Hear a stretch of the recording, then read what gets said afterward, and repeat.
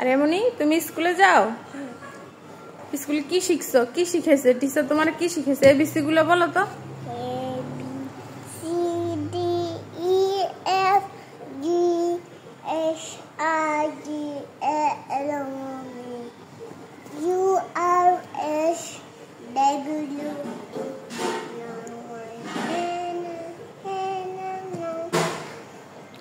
তুমি পারো?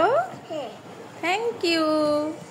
আসসালামু আলাইকুম, সবাই কেমন আছেন আপনারা? আশা করি যে যেখান থেকে আমার ভিডিওটি দেখতেছেন আপনারা সবাই অনেক অনেক ভালো আছেন। আলহামদুলিল্লাহ, আমিও অনেক ভালো আছি। তো আজকে আমি চিতই পিঠা দিয়ে 3 রকমের ভর্তার রেসিপি দেখাবো চিতই পিঠা দিয়ে খাওয়ার জন্য। ভর্তাগুলো কিন্তু অনেক সুস্বাদু হয়েছে। আপনারাও বাসায় ট্রাই করলে দেখতে পারবেন কত মজা লাগে ভর্তাগুলো খেতে। তো এই পর্যন্ত যারা আমার ভিডিওটা দেখতেছেন, আমার সাথে আছেন, প্লিজ একটা লাইক দিয়ে ভিডিওটা কন্টিনিউ করবেন। এই যে আমি চিতই পিঠা দিয়ে একটু একটু করে খেয়ে দেখাচ্ছি। অনেক মজা লেগেছিল। আর যেহেতু আমার কাছে এখানে শিলপাটা নেই, তো আমি সবগুলো ভর্তা কিন্তু ব্লেন্ডারে করে নিতে হয়েছে।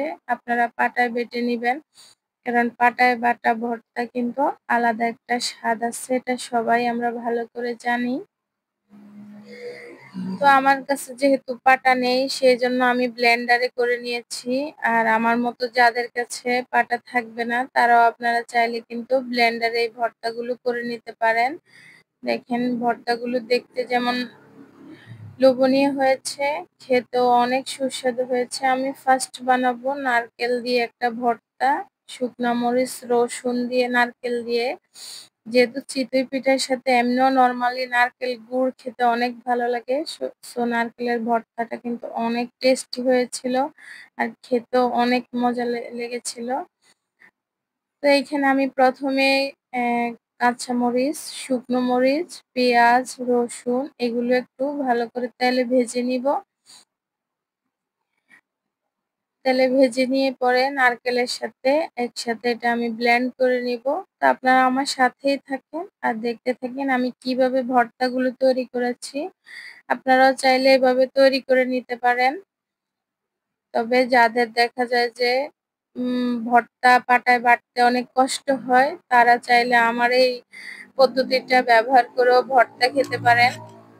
আর আমরা যেহেতু বাঙালিরা ভর্তা খেতে অনেক পছন্দ করি, আসলে সবাই ভর্তা খেতে পছন্দ করে।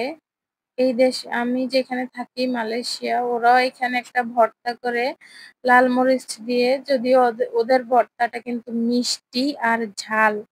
ওরা ভর্তার সাথে গুড় দেয়। একদিন আপনাদেরকে সেই ভর্তাটা আমি দেখাবো, মালয়েশিয়া কিভাবে একটা ভর্তা করে। ওরা সবকিছুর সাথে সেই ভর্তাটা খায়, নুডলস, ভাত সবকিছুর সাথেই খায়। তো আজকে আমি আমাদের দেশের ভর্তাই দেখাচ্ছি। আমি এখন আস্তে আস্তে নারকেল, তারপরে এই যে আমার ভেজে নেওয়া পেঁয়াজ, রসুন, শুকনো মরিচ, কাঁচা মরিচ এগুলো আমি এখন সবগুলো ব্লেন্ডারে নিয়ে নিব। আর অল্প একটু পানি দিব, যেহেতু ব্লেন্ড করতে হলে একটু পানি লাগে, পানি ছাড়া ব্লেন্ড হয় না। সেই জন্য আমি অল্প পরিমাণে একটু পানি দিয়ে নিব। দেখেন আমি আস্তে আস্তে আমার নারকেল এগুলো আস্তে আস্তে ব্লেন্ডারে দিয়ে দিচ্ছি। যদিও মন চায় শিলপাটায় বেটে ভর্তা খাবো, কিন্তু শিলপাটা তো নেই, কি করব।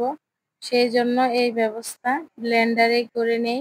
আর একটা পাটা আছে, পাটা না, সেটা ছেঁচুনির মতো, সেটাতে ভর্তা করলে ভর্তাগুলো মিহি হয় না, দানাদার দানাদার থেকে যায়, খেতে মজা লাগে না। আর এটা যেহেতু আমরা পিঠার সাথে খাবো, একটু মিহি হলে ভালো হয়। তো আমি পরিমাণ মতো লবণ দিয়ে দিয়েছি আর একটু পানিও দিয়ে দিয়েছিলাম। এখন আমি এটাকে ব্লেন্ড করে নিব আস্তে আস্তে। দেখেন আস্তে আস্তে একটু ব্লেন্ডারটা একটু নেড়ে নেড়ে দিব, না হয় কিন্তু হবে না। এই যে অর্ধেক পথে চলে আসছে আমি। এখন একটু আশেপাশের গুলো চামচ দিয়ে নামিয়ে দিব আর একটু ঠেসে ঠেসে এটাকে ব্লেড গুলার কাছাকাছি নিয়ে দিচ্ছি, যাতে ভালোভাবে ভর্তাটা হয়ে যায়। ব্লেন্ডারে বানাতেও কিন্তু অনেক ঝামেলা আছে, কারণ বেচারা ব্লেন্ড করতে চায় না সহজে। এই যে আমি ভর্তাটা নামিয়ে নিয়েছি দেখেন। আমার ভর্তাটা খেতে কিন্তু অসম্ভব মজা হয়েছিল। তো আর এখন আমি বানাবো ধনিয়া পাতার ভর্তা। আর ধনিয়া পাতা যেহেতু এখন শীতকাল সহজেই পাওয়া যায় আর চিতই পিঠার সাথে ধনিয়া পাতার ভর্তাটাও কিন্তু খেতে অনেক মজা লাগে। ধনিয়া পাতা, কাঁচামরিচগুলো অনেক টসটসে তরতাজা ছিল। এই যে আমি বেশি কিছু দিব না। খালি পেঁয়াজ, মরিচ আর ধনিয়া পাতা, লবণ দিয়ে ভর্তাটা করে নিব। কারণ এটা তো আমি পিঠার সাথে খাবো। আর দেখা যায় যখন আমার পিঠার সাথে খেয়ে এটা থেকে যাবে সেটা আমি তরকারিতে দিয়ে ফেলবো। বলেন তো বুদ্ধিটা ভালো না? তো এখন আমি এটাকে হালকা একটু পানি দিয়ে ব্লেন্ড করে নিব। ব্লেন্ডারে দিয়ে দিয়েছি দেখেন। আমি ব্লেন্ড করে নিচ্ছি ধনিয়া পাতার ভর্তাটা। ধনিয়া পাতা যেহেতু পাতা আর পানি দিয়েছি খুবই ইজিলি ভর্তাটা হয়ে গেছে। একটু পানি, পানি হয়ে গিয়েছিল। সমস্যা নেই। এটা তো পিঠার সাথে খাওয়া হবে। আর থেকে যাবে যেটুকু সেটুকু তরকারিতেও দিয়ে দিতে পারবো। আর এখন আমি বানিয়ে নিব শুটকির ভর্তা। আমি বাংলাদেশ থেকে শুটকিটা আনিয়েছি। এটা গলে গিয়েছে প্রায়, আমি এটা এভাবে বয়ামে ভরে ফ্রিজে রেখে দেই। তো যখন প্রয়োজন হয় অল্প, অল্প করে ভর্তা করি। কারণ এই শুটকিটা এখানে পাওয়া যায় না, যেটাকে আমাদের দেশে শীদল বলে। তো আমি শুটকির ভর্তা করার জন্য আমি নিয়ে নিয়েছি পাকা, পাকা ২ টো টমেটো, পেঁয়াজ, কাঁচামরিচ আর রসুন। আমি এখন আগে এগুলো ব্লেন্ডারে ব্লেন্ড করে নিব। আর শুটকিটা আমি গরম পানি দিয়ে ধুয়ে রেখেছি। সেটা আর আপনাদেরকে দেখালাম না। পরে দেখতে পারবেন। আমার শুটকিটা কিন্তু গলে গিয়েছিল প্রায়। এখন আমি একটু পানি দিয়ে এটাকেও ব্লেন্ড করে নিব। পানি কিন্তু অল্প পরিমাণে দিতে হবে। না হলে কিন্তু একবারে পানি, পানি হয়ে যাবে আবার। যাতে ব্লেন্ডের ব্লেডটা আছে না সেটা যেন ঘুরে আরকি। সেইজন্য একটু পানি দেওয়া।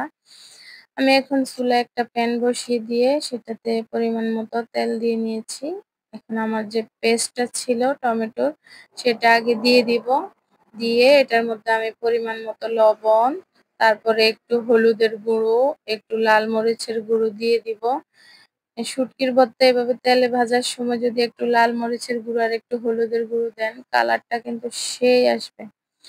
তো যেটা মানে দেখতে সুন্দর সেটা খেতেও ভালো লাগে। আমাদের দেশের একটা কথাই বলে।